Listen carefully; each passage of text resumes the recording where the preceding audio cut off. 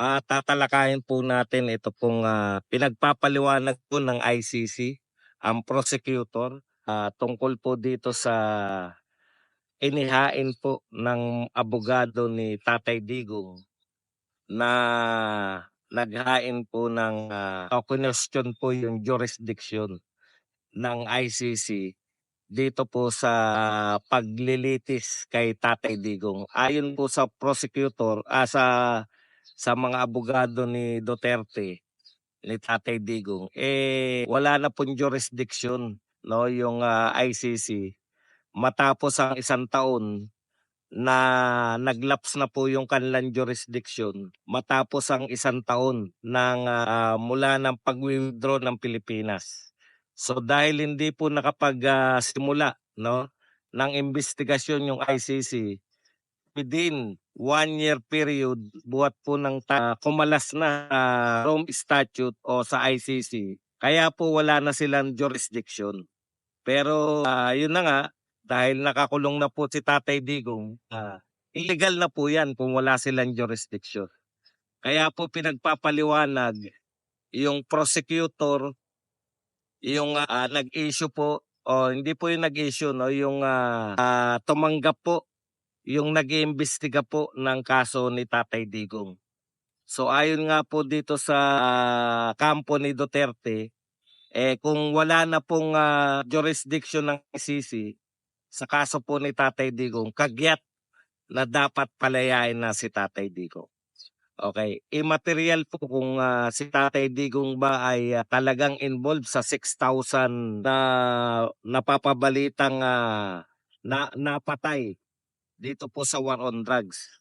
O ayon nga sa kanila, sa mga mahilig mag-fake news, 30,000. Okay? 30,000. Kaya sabi ko nga, marami nagsasabi na pagka ba pinakawalan si Tatay Digong dahil sa jurisdiction, makukulong na siya sa Pilipinas. Hindi po siya makukulong sa Pilipinas dahil hindi naman po nagsampa ng reklamo yung mga tao, yung mga di umano'y biktima dito sa korte ng Pilipinas. Paano mo ikukulong yung taong wala namang kaso? No?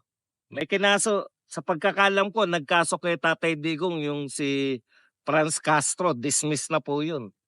Yung death threat. O, kasi po kung yung susunod po dyan, kung nagkaso po sila, bakit po dadalhin sa ICC? Hindi pa naman nila na nagagamit, o yung kumbaga last resort po dapat yung ICC. Ito po kay Tatay Digong, first resort.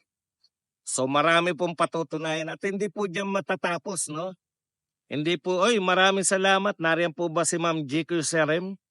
Maraming salamat, Ma'am, sa pag-aalaga. Ang daming mong pinakain sa akin. Alagang-alaga ako ni Ma'am GQ Serem. Kung may kaso pala dito, di dapat dito nililitis. Di ba? Yan yung problema sa inyo. Nagmamarunong kayo. Wala nga po nagkaso rito inggil sa war on drugs dahil dinerecho nga nila. Kung may kaso po dito, mali na naman po yung gobyerno.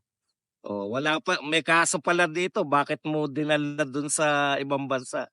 Kaya wag po kayong magmarunong. Sabihin nyo man may kaso kung wala naman talagang kaso. Okay. 3 araw na lang Ano pa naman po ang mangyari? Yan naman po ay pagpapasyahan pa, sa June pa yan. Ibig sabihin, pinagpapaliwanag po yung prosecution hanggang June 9. Kinakailangan may pasa na nila yung paliwanag nila. Bakit? Kinakailangan litisin. Pag hindi po nasatisfy yung mga judges, kung ano-ano lang yung pinagsasabi, dismiss po ang kaso. Sabihin nyo, bakit tinitechnical lang? Ganyan po talaga ang korte. Marami po nadidismiss ang kaso, marami din po ang anong tawag diyan? Marami pong kaso yung nagiging guilty yung mga tao dahil lang po sa mga technicalities. Ganyan po ang batas Ngayon, kung sinasabi nyo, kung nagkasala si Duterte, hindi po, halimbawa po, ito yung tanong ko kanina halimbawa po, si Duterte po ay talaga nagkasala. Ito yung totoong nagkasala. Halimbawa lang. Tapos pinawalang bisa ng ICC dahil sa teknikalidad na hindi na tayo miyembro ng ICC.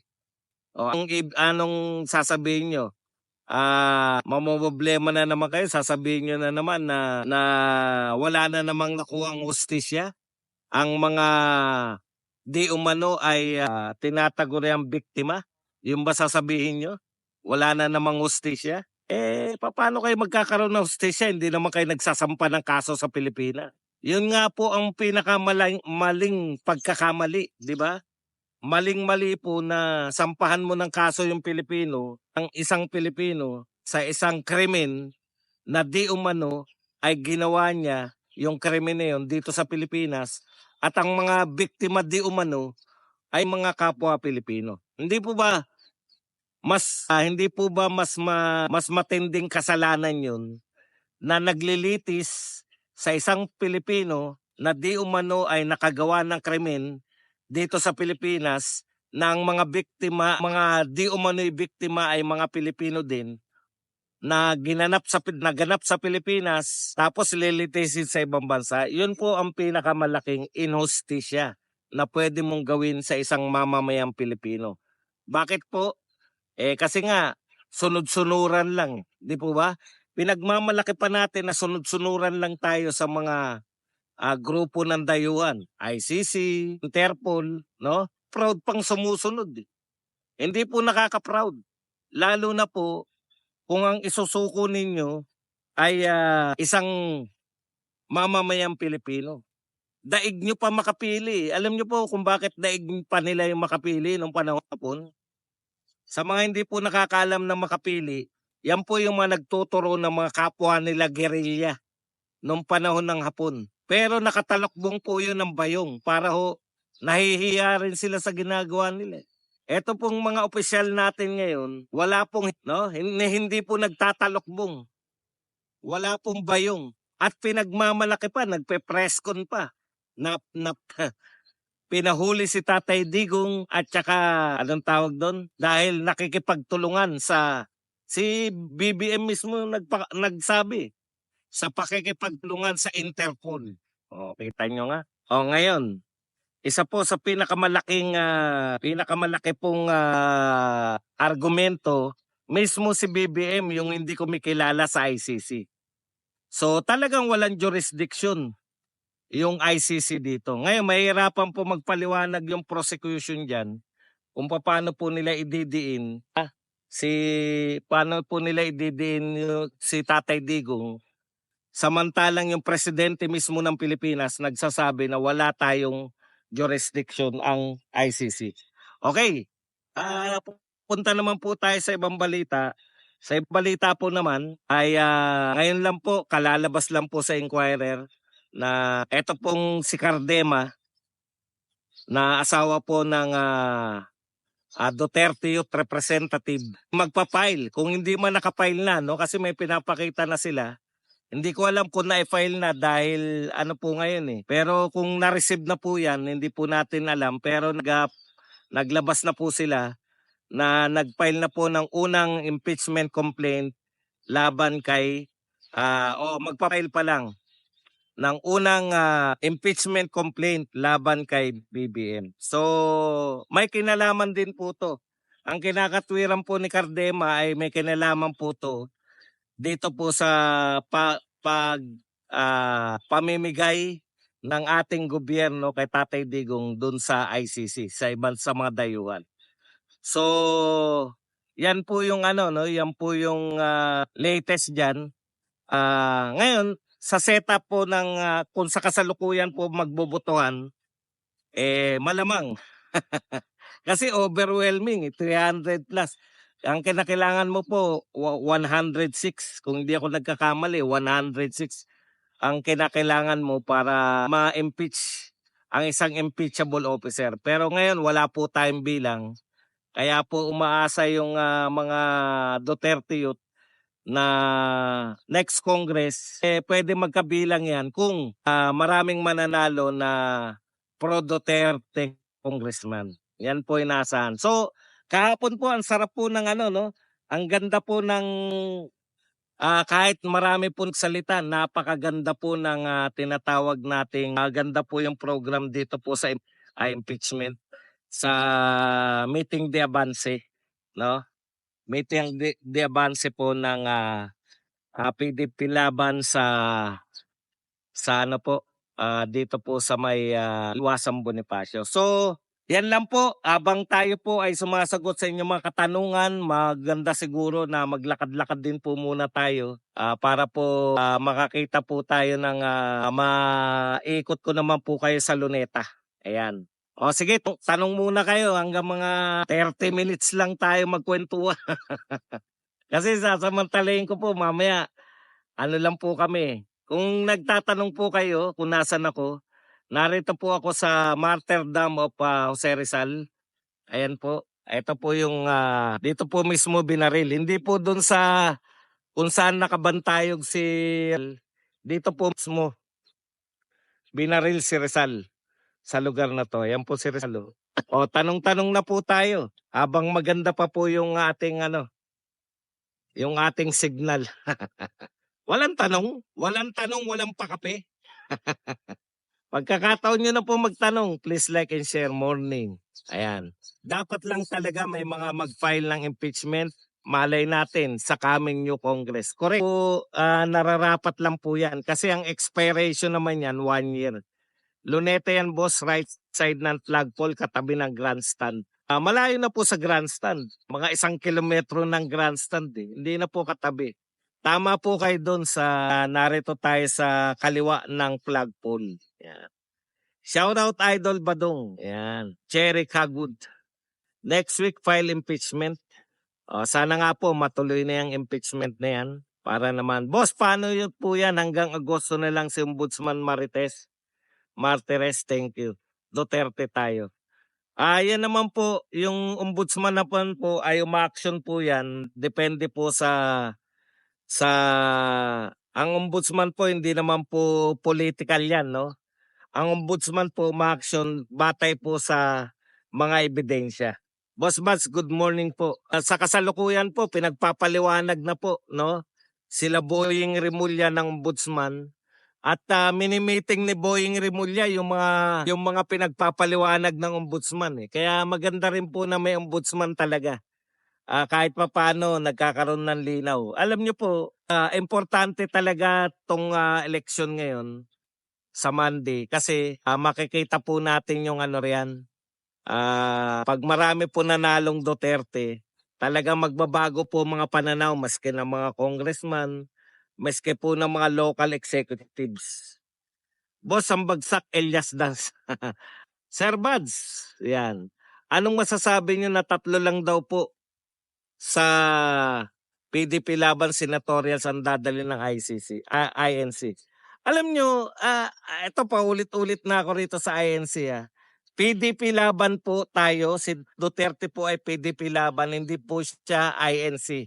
Hindi ko po alam kung saan nyo po nakuha na yung INC po ay dapat PDP laban. Relihiyon po yun eh. Matagal na po nag-exist yung INC, 100 taon na po sila. Malamang 100 taon na po nilang ginagawa yan. Hindi po tayo nangangampanya para lang po sa INC. Di po ba? Nangangampanya po tayo sa buong Pilipinas. Matagal na po nila yan eh. Bakit ngayon lang kayo kumukwestiyon sa INC? Ganyan po talaga INC. Hindi po kayo po pwede na ipagpilitan ninyo yung kampanya natin na tanggapin ng INC. Hindi naman po INC lang yung ating kinakandidatura. Huwag niyo po sila problemahin. Yan pong pahayag na yan ng INC. Problema po yan ng INC members. Di ba? Hindi ko po maintindihan kung bakit niyo po ako pinagre-react sa INC.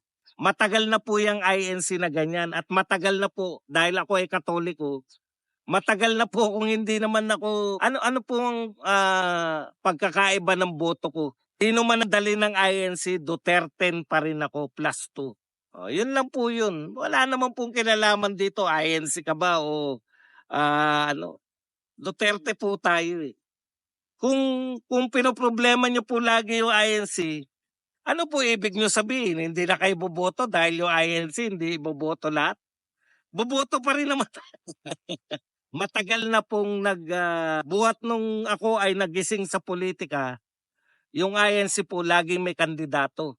At never po akong naimpluwensya ng kandidato ng INC. Noon-noon pa. Ngayon po kayo maimpluwensyahan, hindi ko po alam kung hindi ko nga alam kung saan nanggagaling yan yung ka-INC niyo. Di po ba? Bakit niyo po pinakikialaman sila? Kung bakit yung sila Villanueva, meron din namang ipopromote na kandidato.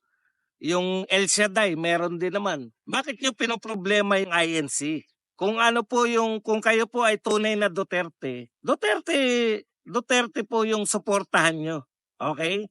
Sila po, may sarili po sila Wala po tayong magagawa dyan. Reliyon nila yan Pwede nyo bang problemahin yung reliyon ng iba?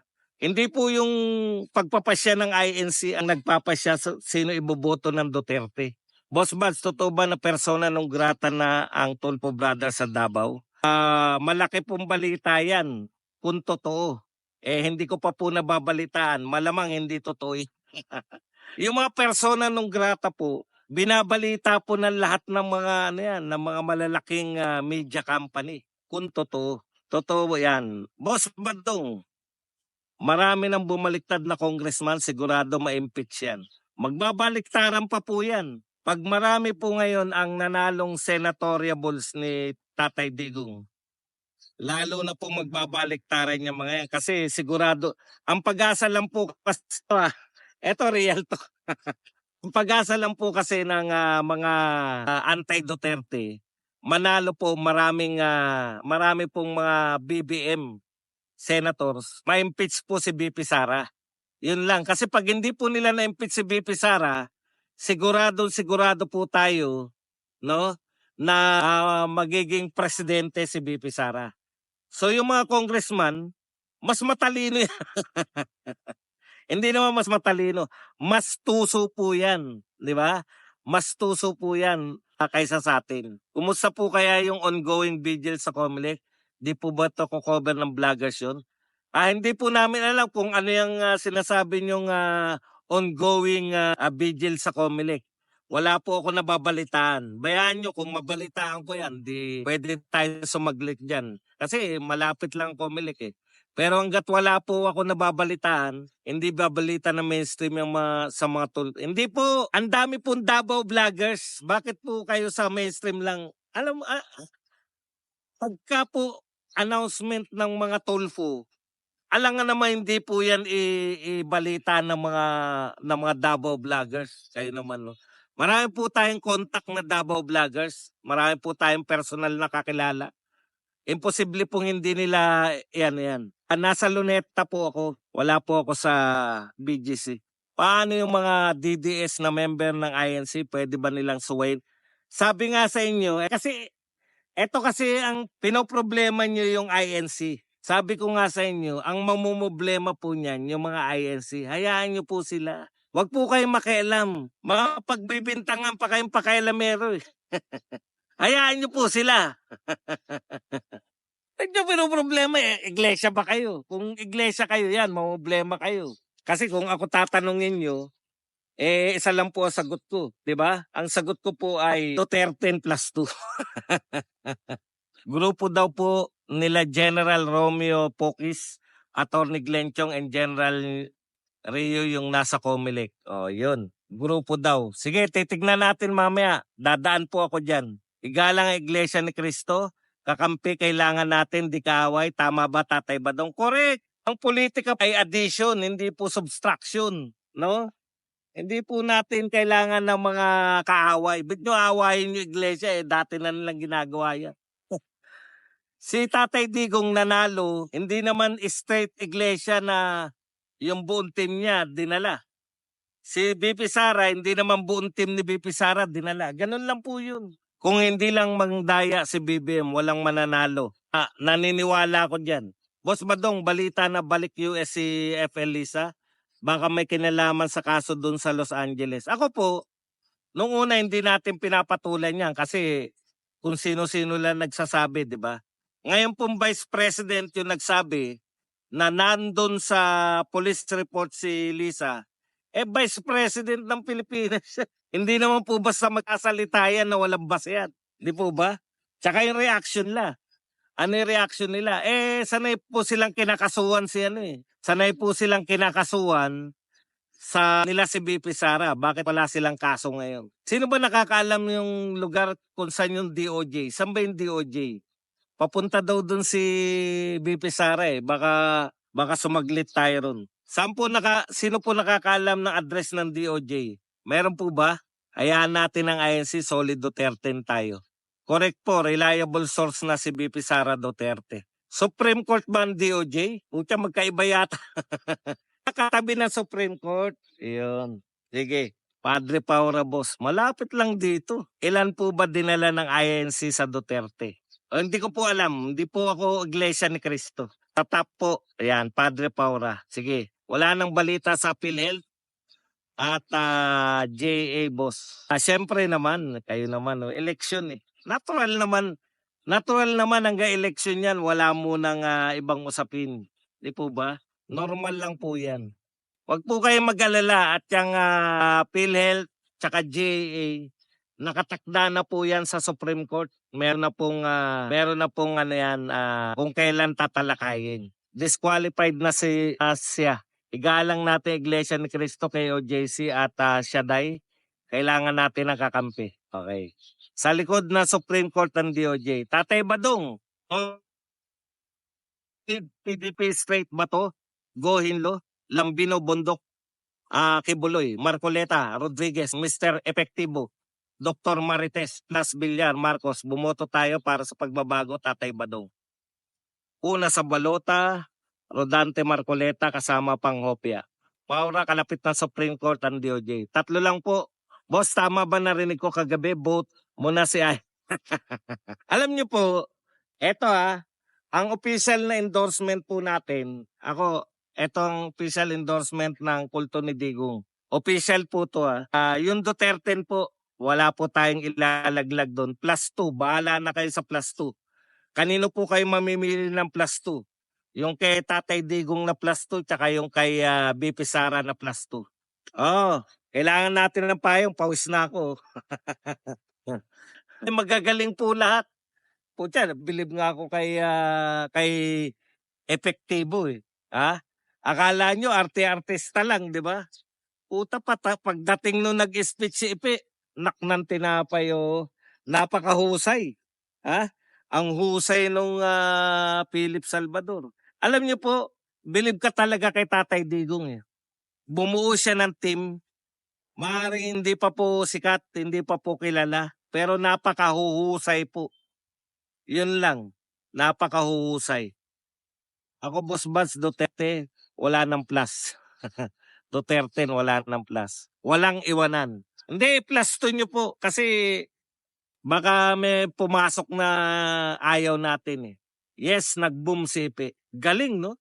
Magaling si Ipe. Si Kitty Duterte, ako bilib na mahusay po si Philip, makikita mo sa kanyang pagsasalita. Huwag palin lang sa survey, vote straight PD. Ay, wala na po yung survey na yan. Kalokohan na po yan. Kung totoo po yung survey, number 1 si Bongo sa lahat. Bakit hindi po mapasok yung iba, di ba? Yun po ang pinakamalaking kalokohan dyan eh.